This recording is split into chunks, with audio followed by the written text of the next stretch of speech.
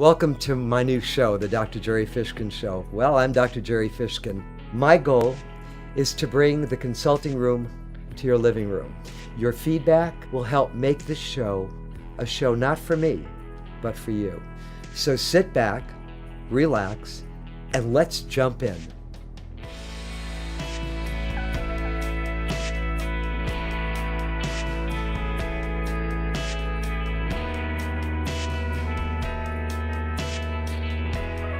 Hi, I'm Dr. Gerry Fishkin, and welcome to my show.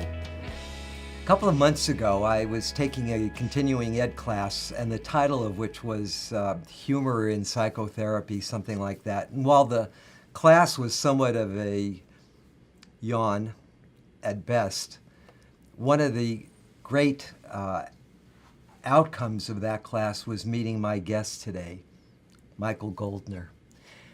Michael started talking to me during our breaks and told me about his history as a professional comedian, doing the major comedy clubs, having issues with substance abuse and recovery, and then becoming a licensed marriage and family therapist, LMFT, who now has a full-time clinical practice in Beverly Hills.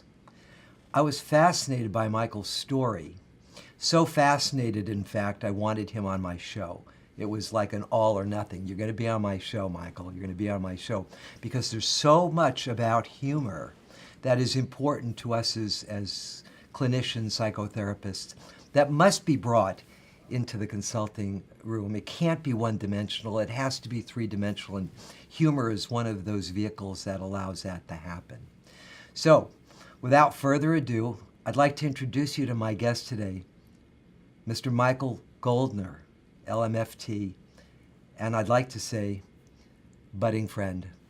Michael, glad to have you on our show today, man. Thank you, Gerry. Yes. That's a wonderful introduction. Thank you so much. I intend to have a wonderful introduction for a great guy. I appreciate it. Thank you. So, I asked you to give me some questions and some, insights into your background and history. But before that, I'd like you to tell our viewers who you are, okay, what informed you, and all of that, and then we'll click into the questions. How's that? This brings together two subjects that have been very important to me. Humor was very important to me in my earlier part of my life. And I pursued comedy as a job. And at some point, I had a humorectomy. I lost my sense of humor, and I think that was about the time of my breakdown. I had a pretty depressed stage of my life that I sought out therapy. And in that process, I started to become fascinated with the healing process of the human psyche. And if, I was dealing with drug addiction and I was dealing with depression, and as I got more and more fascinated with this process that I was in, I started to realize that I was going to go back to school and get a degree in psychology, go through an internship, and become a licensed marriage and family therapist. So when this seminar came up that you described as kind of a yawn, of course, except when I was talking, it just attracted me right away because these two subjects have always been important. How humor is effective in therapy is a huge subject, and I look forward to discussing it with you because I think people will really enjoy exploring that. So why don't we get into first the humor and your relationship with it before and Okay. after becoming a therapist, because I think that's critically important. Tell them about your experiences. Let my audience know where you've performed, what you've done. I want to All right. kind of enrich, the visual of you, Michael. Okay. I think the original or the early influences are interesting because when I was very young, on the Jackie Gleason show, there was a guy named Crazy Guggenheim, and he used to stand by the bar and tell jokes like, why are people, why do they build fences around graveyards? Because people are dying to get in. And these simple little jokes, but for a little kid, I liked his voice. He had this, and I think that's the first person I actually did an impression of on stage at a summer camp. And I did Crazy Guggenheim. How old were you? I must have been maybe 8 years old, maybe something like that. But I'd always I think in my family, humor was valued, especially by my mother. My mother is Welsh, Irish, and she had 6 brothers. I had 6 uncles who were very witty storytellers in the Irish tradition. And I'm also half Jewish. My father is the son of immigrants from Romania. So, in other words, I'm always lending myself money to pay off my liquor bills. Aha, ba-doom, boom. Okay, so, but seriously, or serially, those were my, the early class clown. Humor was valued at home.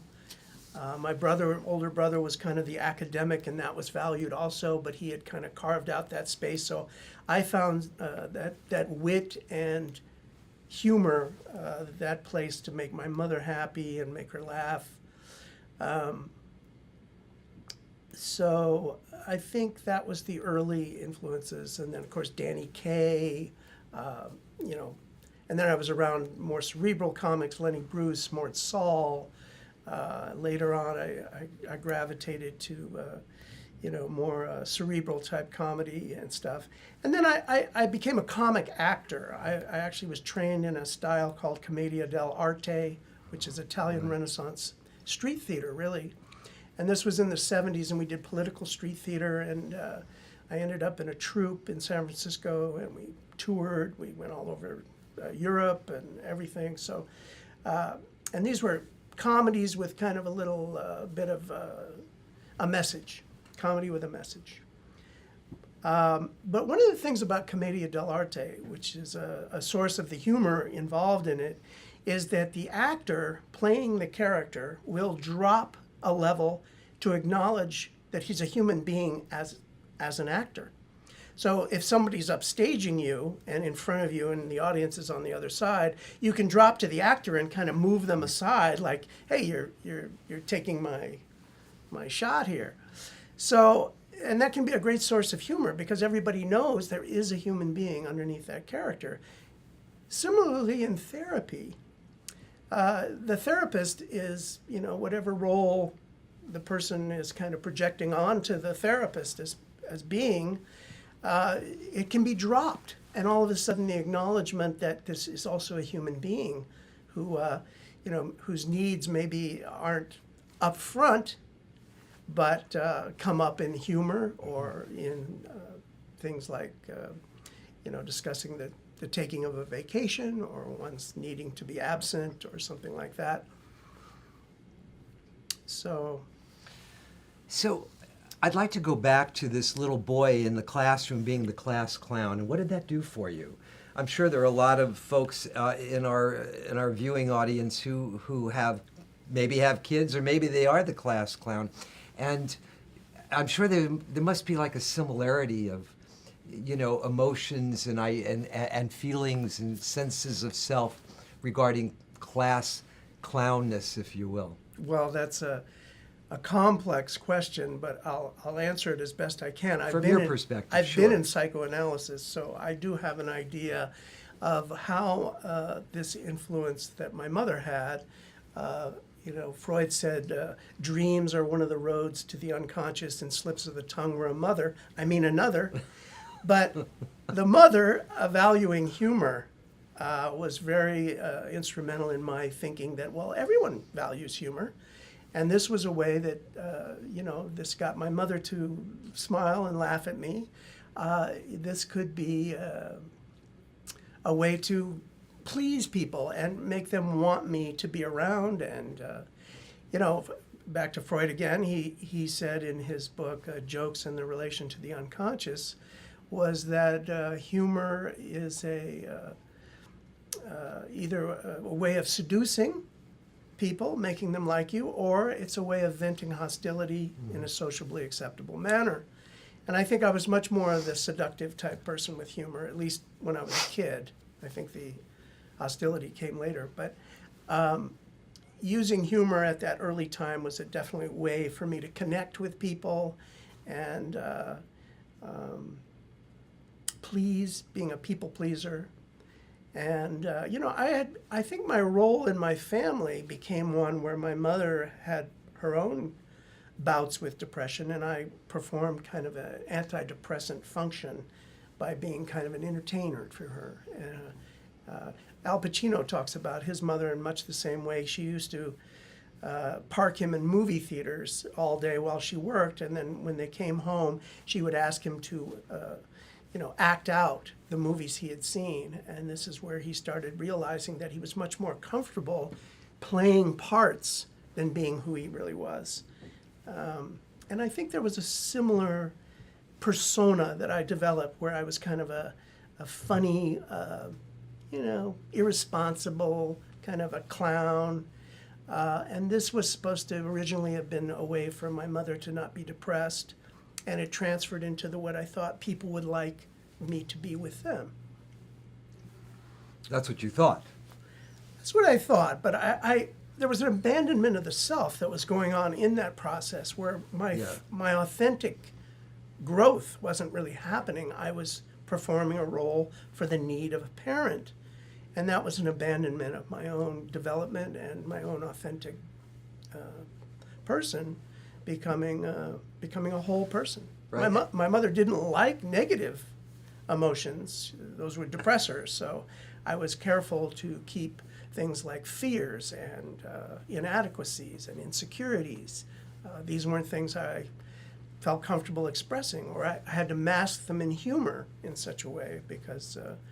So I was cut off from a part of myself, and that led later to the beginnings of my depressions in my 20s. So, in essence, you had to hide who you were and play the little man for your mom to protect her in a sense, huh? Is that what you came to protect through your humor and self-effacing kind of humor to keep her from feeling more depressed? What a stress on a little boy. Yes. That must have been phenomenal. I can only imagine what was going on inside of you as you were going through these developmental processes, but having to push them all aside to protect your mom. Yes, there was a definite accommodation going on there. I think it's described very well in Alice Miller's The Drama of the Gifted Child, or originally titled The Prisoner of Childhood, where the child has to sacrifice themselves to take care of the needs of the parent, and whatever narcissistic need of the parent hasn't been met or dealt with on their own becomes the child's responsibility and burden. And you're robbed of your childhood. You're actually, it's funny because humor is often seen as a sign of the inner child being free to express itself. Right. But it can also be a persona that does not really allow the authentic experience of playfulness of what a child experienced. And I have to say, I think in my case, the depressions that I had later were partly because of this accommodation. I had abandoned the self. And I think part of my use of drugs was it fit right in because drugs take you out of the self into another place. So it felt perfectly natural for me. This would be,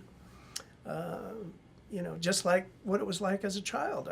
I could take a drug and I could be away from myself and abandon the self and not have to think about my own authentic experience. But you alluded to that anger. You alluded to it a moment ago, that there's what happens to the anger, that sense of the anger is going on. Yes. You can't be your authentic self. You're playing a role. You're taking care of mom's needs, but your needs were never taken care of. I'm assuming that's what I heard. Or was there a No, on many levels. reciprocity there? No, you're absolutely right. That the anger and resentment that come up from the accommodation ends up being repeated in patterns with all your relationships, where you start, I don't know, let's make the example of the third time you help a friend move, and then you need to move, and you ask your friend, and he goes, no, I'm busy. So, of course, now turning this vulnerability into a positive, I am now a therapist. So, of course, people who have been accommodators and people pleasers come into my office, and all of a sudden they feel understood because they're, not that I tell them my experience necessarily or take up time doing that, but they get a sense that, they're dealing with somebody who's been in the same pattern where they have relationships that end up being one-sided or a one-way street, and they end up realizing that this occurred very young when they had to give up the self to take care of the needs of a parent. Well, I know from what you've told me previously, you know, 25 years on the circuit and in front of audiences and meeting, I'm sure, all the world-class comics and comedians, stage comedians.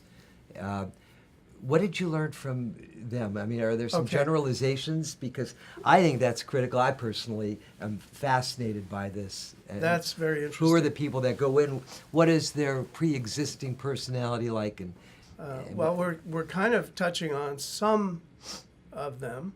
Like I said, Freud said that it could be a seduction. Certainly Don Rickles isn't seducing people. He's more of venting hostility in a socially acceptable manner. And Don Rickles had a huge heart, so it came through that he was also a really kind human being, which he was apparently in true life, in real life. But the famous joke of his that he had a date and Frank Sinatra was in the same restaurant, and he went over and he said, "Frank, could you please just come over? She's gone to the bathroom, but when she comes back and we're going to have dinner, could you come over and just say hello?" And Frank goes, "I don't do that. Come on, are you kidding, Don?" He says, "Just do it for me, please." And so Frank says, "Oh, okay." So she comes back and they're eating. Frank Sinatra gets up and starts walking over to the table, and he goes, "Don," he goes, "Frank, we're eating. Come on." It's a little hostile, but it's also kind of like really funny, like about, anyway. But the idea of I think this leads to what happened to my humorectomy, which I think was one thing. I was working in the candy. Was it painful? The humorectomy? It was very confusing because humor had been such a big part of my life, and as you can tell now, I'm hysterically not funny. But the point is that the humorectomy was like I was working in the cookie factory, and all of a sudden cookies weren't something that tasted good anymore. When you work in comedy, everything becomes material.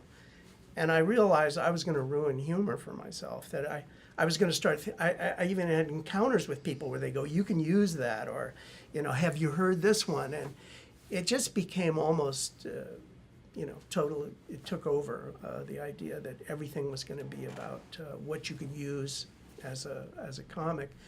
And I started to realize the other great big component of a humorectomy for me was no one ever took me seriously.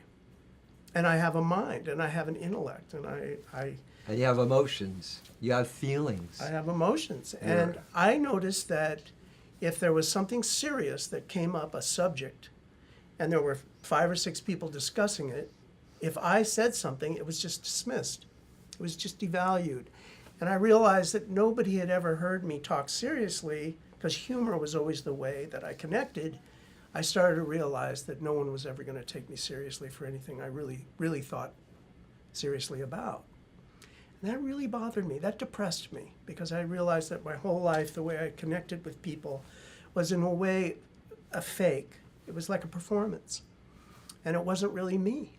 So I think that was one of my first, that was in my 20s, and I had a very deep depression over this persona that wasn't meeting my needs. I wanted people to know me, and what they got to know was this performer. And I think a lot of comics are dealing with this same thing, because humor is when they they feel accepted and people enjoy them. And But they're emotionally invisible.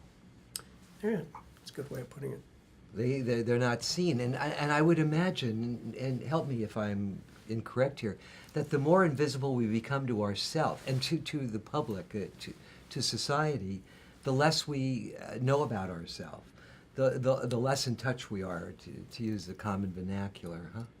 Definitely. And so there's that sense of loss of who am I, that loss of self, if you will. And I think just having your needs satisfied.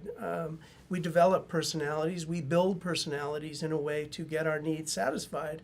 And if they become ineffective and we end up in patterns of behavior that no longer get our needs satisfied, we start to get upset and we feel lost and invisible. And we start to realize that we have to change. How are we going to change? I mean, I'm organized around certain principles, and now you want me to go and reorganize all that at what stage in my life? In my 20s, in my 30s, in my 40s? They talk about the midlife crisis, Right. where people reassess, what are my priorities? The end of the road is getting closer. Mm-hmm. The beginning of the road is getting farther behind me. What am I really doing with my life? Am I getting up before dawn and coming home after dark and working at a job that I don't even want to be doing? And a lot of people change professions at that time, or go out and buy a red convertible, or have a mistress, or whatever it. Maybe they're trying to hold on to the times in their youth.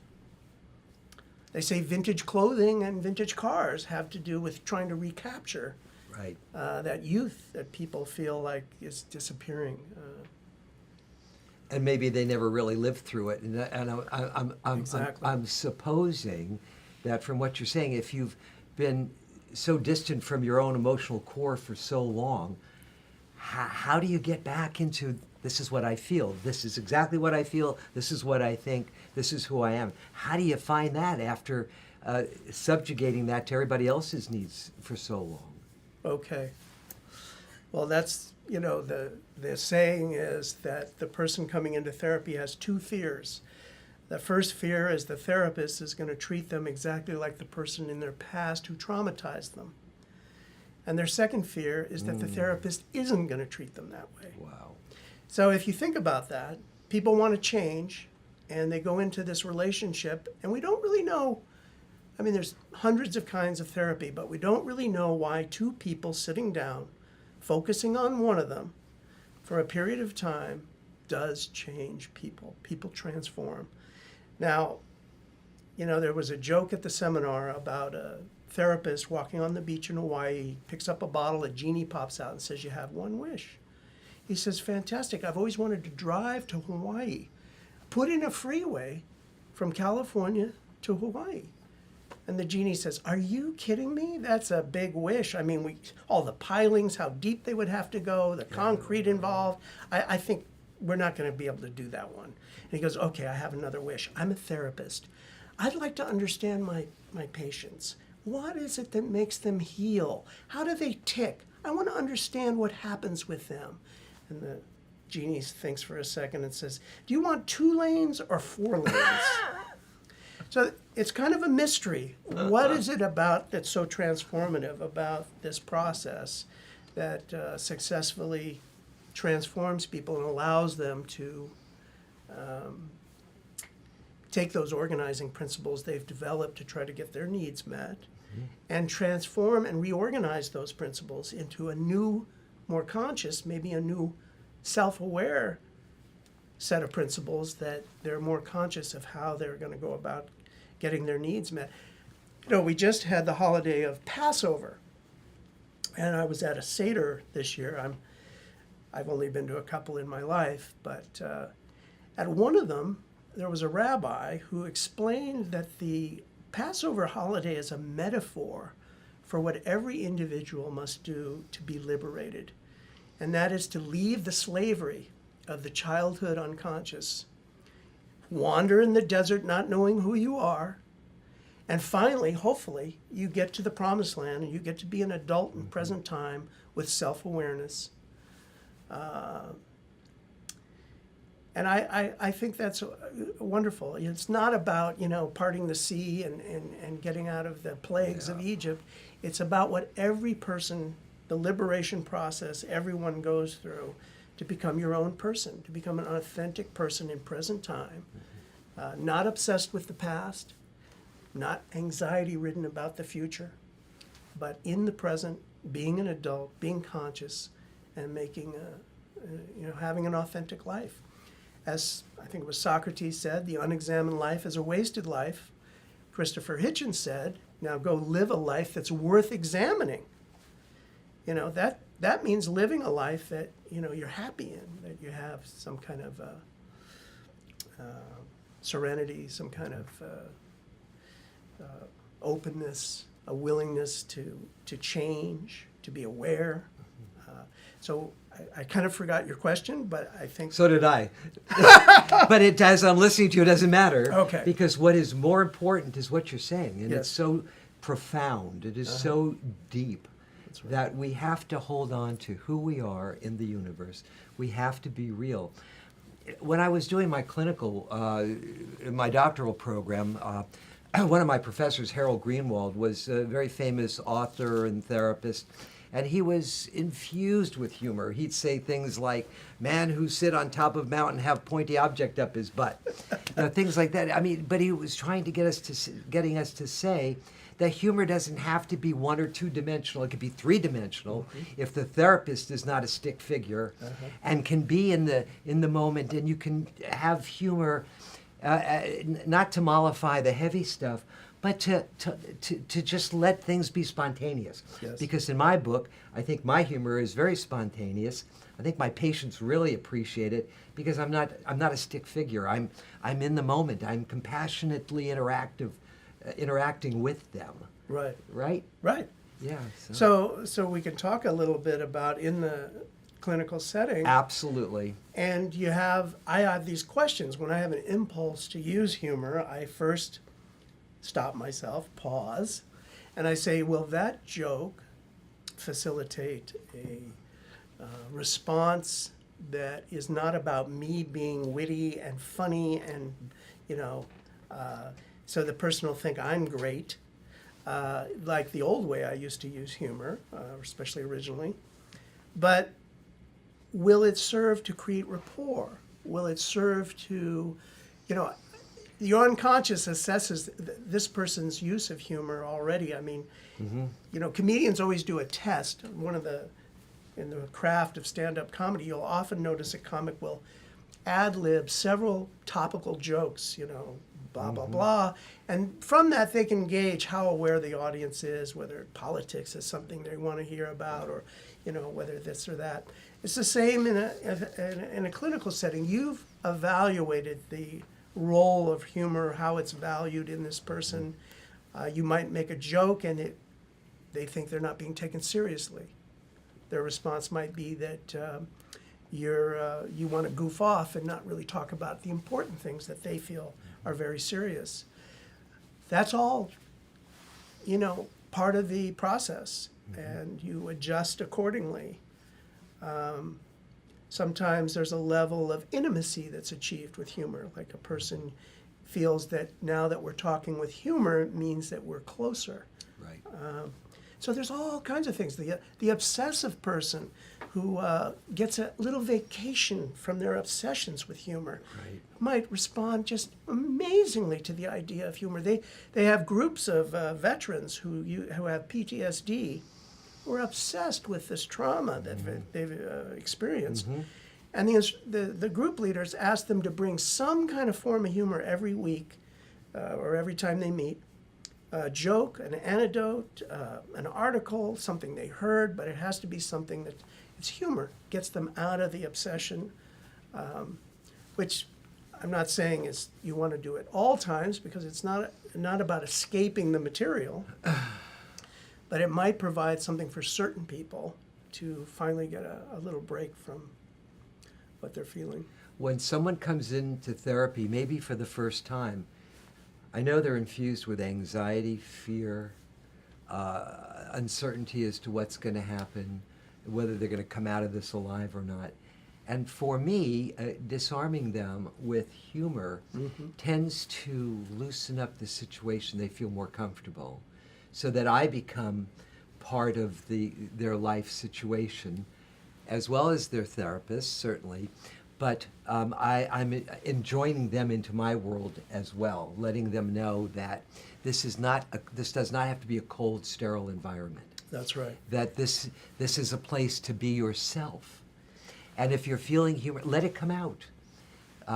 Even depressed people, I've seen, can come up with a quip or something humorous, or they'll say something and I might turn that into, spontaneously, because I don't think about these things, turn it into something jocular or to lighten the atmosphere a little bit, because it doesn't have to be that heavy all the time. I think that when you're especially identifying defenses, Yes. humor can be very important. Like you're saying, the person comes into the room, and I think inviting humor into the situation can be a way of saying, is that inner child able to come out and play? Yeah. And if your inner child can kind of go, wow, I'm so depressed, but there's a part of me, this little fragile person that loves humor, and you can somehow acknowledge that. You're saying, maybe your depression isn't, we're going to explore your depression and why you're in that state, Right. but we're also going to acknowledge all of you, which is the part of you that has an interest in being lighter. Right. I think that's critically important, because I think that we can disarm defenses with humor. And as I said earlier, we can help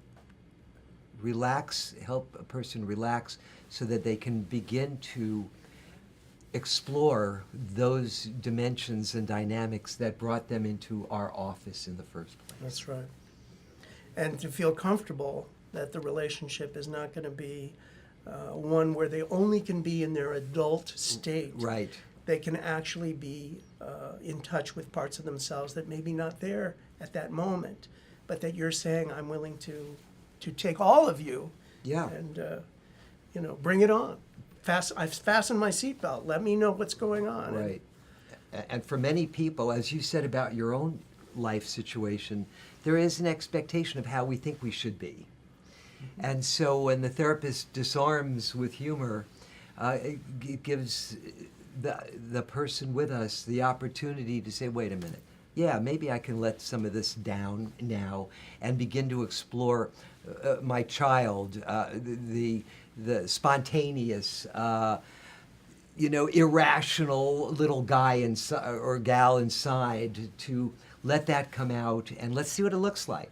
But I'm also thinking there's a certain, it could be a tendency. I knew a comedian who went into therapy, and she had all these jokes for the therapist, and the therapist wasn't laughing and kept saying, and what about your mother? And at the end of the session, she talked to me and she said, boy, it really bugged me. So the acknowledgement of the defense of using humor to avoid talking about something deeper Right. was the therapist wasn't laughing. They were kept bringing them back to what they came in and first said, which was, my mother is destroying me. So then they went into all their jokes. So if you're in that situation with humor, you have to be able to evaluate, is it being used as a way to avoid what you need to do in the material, Right. and maybe put it on the shelf for a while, because the person might experience your use of humor the way they've used humor, which is like mine, this persona to as a defense. So you have somebody who's maybe even in the field or uses humor a lot in their Right. work, and they come in and you start joking, they think, oh, here's another person I'm going to be able to snow job. I'm just going to come out with my witty material, and I'll go right over them, and I'm never going to really talk seriously with them. Right. And as you said about Don Rickles, in my book, he weaponized humor in a way to, get his own stuff out. But he could also mollify that and in a very self-effacing way. Yes. And I thought that was brilliant as well. And I think that self-effacement tells us a lot about who the individual is, would you say? Yes. Well, in many comics, I think, when I watch a comic, I sometimes start to think, well, what does this person really want to be taken seriously for? Yeah. And usually it'll come up. Either they'll sing a song and you'll realize they really want to be seen as somebody really capable of singing, Right. or they'll say something serious, touching, or they'll be very poetic, and they want to be, seriously taken for their words, being a wordsmith, Right. Their creativity. I mean, creativity, in my opinion, is the access to the unconscious. You have a person who finds a medium. Let's take filmmaking or acting. Marlon Brando. Most people are supposed to have a creek that runs to the unconscious. Marlon Brando had a river. They stuffed some tissue in his cheeks and started to do The Godfather, and he just free associated on his memories of the Italians that he grew up around in his neighborhood, who had stores and meals he had in houses that Italians, and he asked for the audition to have a platter of antipasto or something on the table, and played with it, but he turned into Vito Corleone in front of these people who didn't want him to play the part. These executives didn't want Marlon Brando. He's too temperamental. They wanted Danny Thomas to play the Godfather. Oh my God. Can you imagine? Yeah, right. That was like for Humphrey Bogart's role in Casablanca, they wanted Ronald Reagan.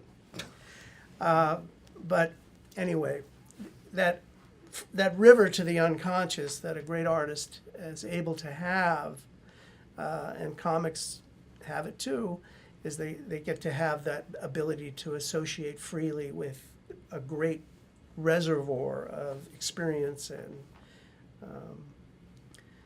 so creativity in general.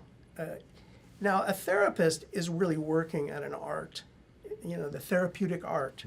The unconscious, what you've experienced of this person in front of you, and how your experience and your unconscious experience is working in an intersubjective way with that person. How, they're talking about the loss of their father, and you're experiencing the loss of your father. And all of a sudden, you're unconscious, you're starting to feel all these maybe unprocessed things you hadn't thought about before because they're talking about it in a certain way. And how that intersubjectivity gets met, how your experience without, quite expressing it becomes something they realize they're understood, they're seen, they're heard. Can be quite transformative. So, Michael, we've touched I think we've touched upon all of the points that we had previously talked about for our viewers, what we wanted them to know about humor in therapy and you in particular. Is there anything you want to summarize or follow up with in closing that we hadn't touched upon that you might want to present today? Because I'm sure we're going to be doing this again. Well, I'll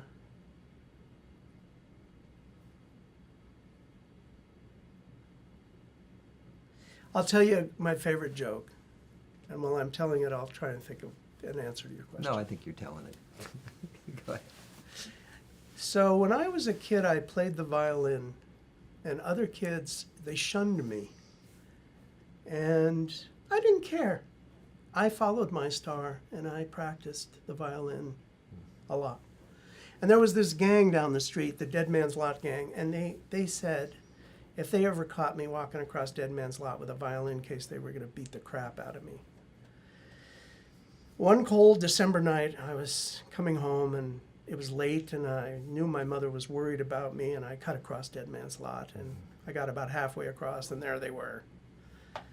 And I said, well, if you're going to beat the crap out of me, it's going to be for what I believe in. And I took out my violin and I started to play. And I played like I'd never played before. And when I was done, I looked up and they were gone.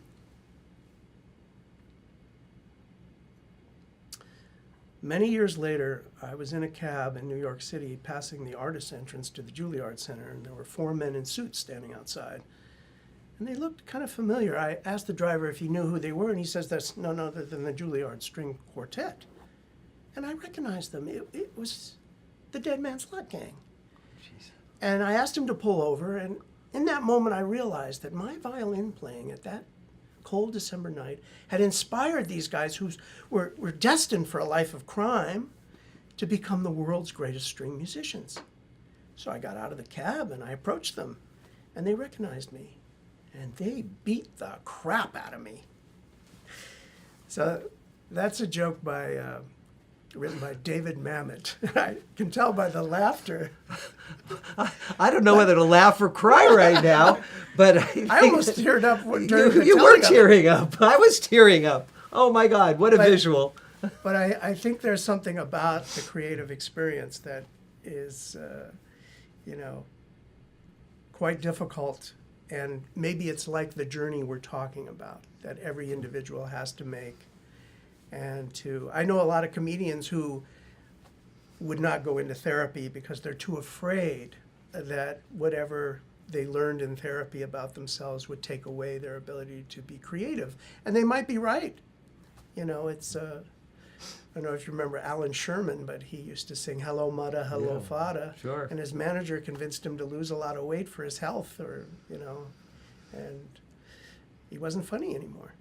He couldn't come up with the jokes. So, again, I don't know if I'm answering your question. Oh, but, you more than answered it, Michael. Okay. Listen, I'd like to, in closing, I want to thank you for being here today to My pleasure. present this great and meaningful information.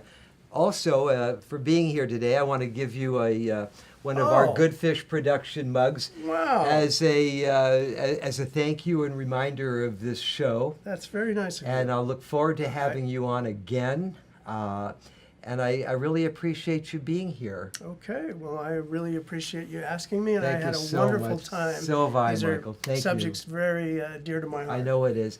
I want to thank you all for being here today. Michael, thank you for being here. I want you to take a look at our shows. I want you to follow me on Facebook and Twitter.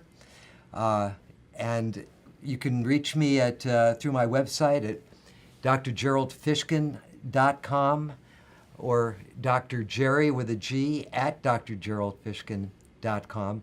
Again, I want to thank you all for watching, and I look forward to seeing you on the next episode of the Dr. Gerry Fishkin Show.